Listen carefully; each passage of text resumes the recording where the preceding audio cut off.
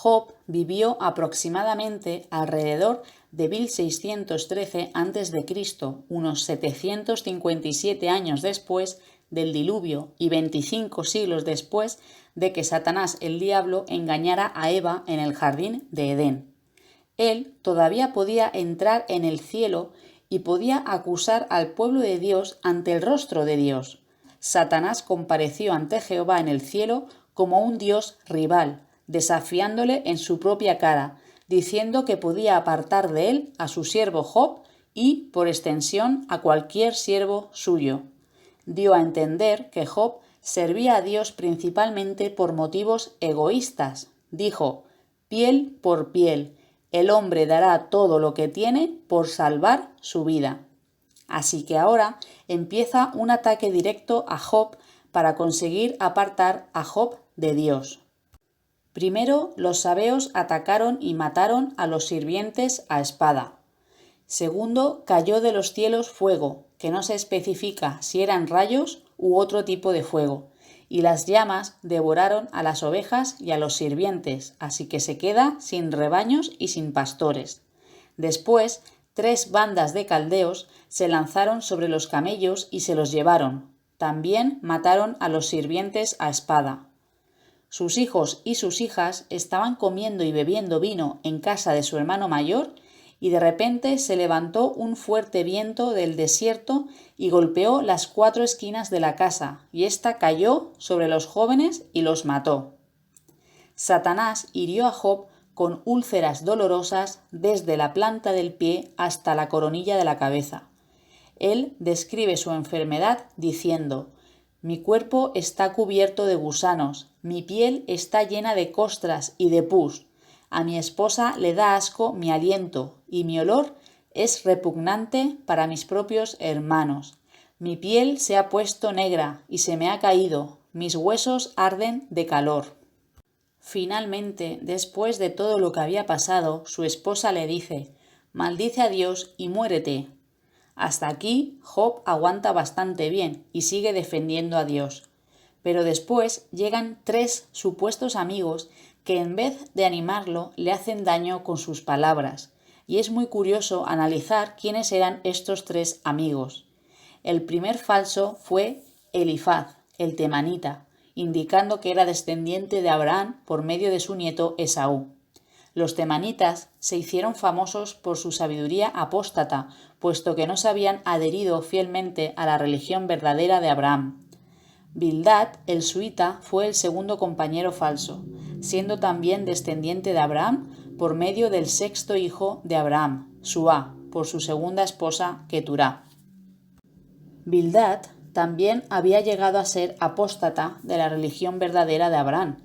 Su nombre Bildad significa hijo de contención o Bel ha amado, y este significado posterior pudo indicar los fuertes antecedentes babilónicos de su educación paternal, puesto que Bel era el título de Marduk, el dios principal de los babilonios. El último era Zofar, el naamita, tal vez del noroeste de Arabia. El modo de pensar religioso babilónico había ejercido influencia en todos los pueblos de Palestina y alrededor de ella.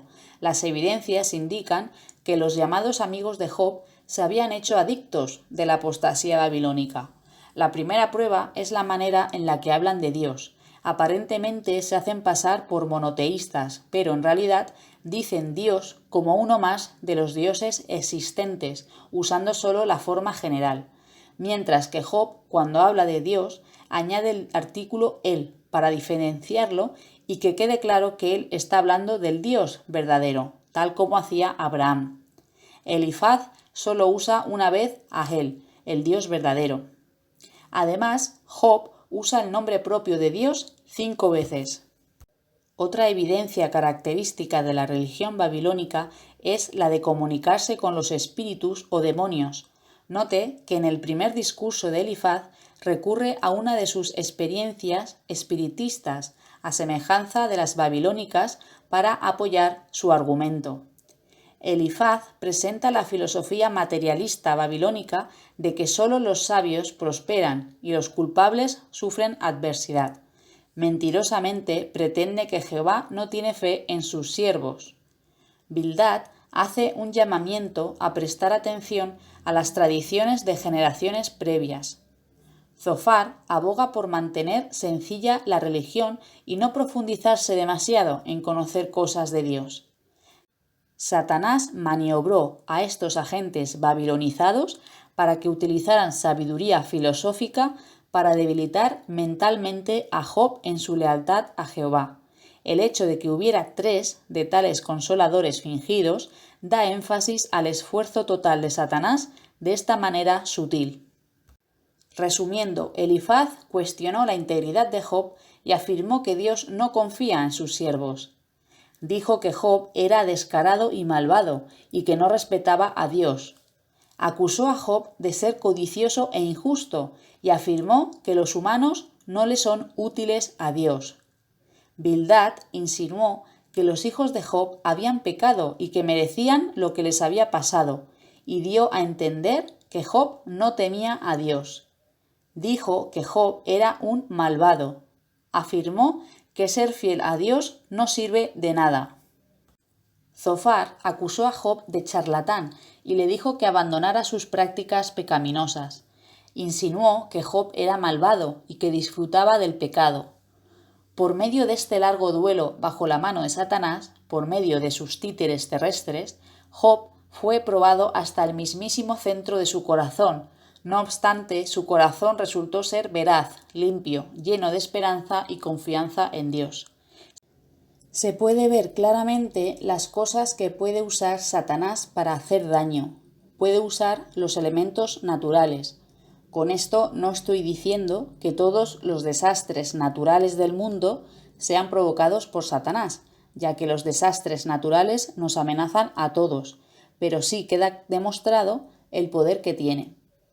También se ve la gran influencia que tiene sobre grupos de personas o personas individuales.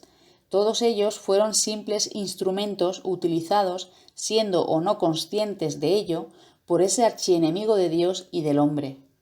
Todo esto pone de manifiesto la fuerza y el poder de la criatura celestial llamada Satanás, así como su actitud cruel y asesina.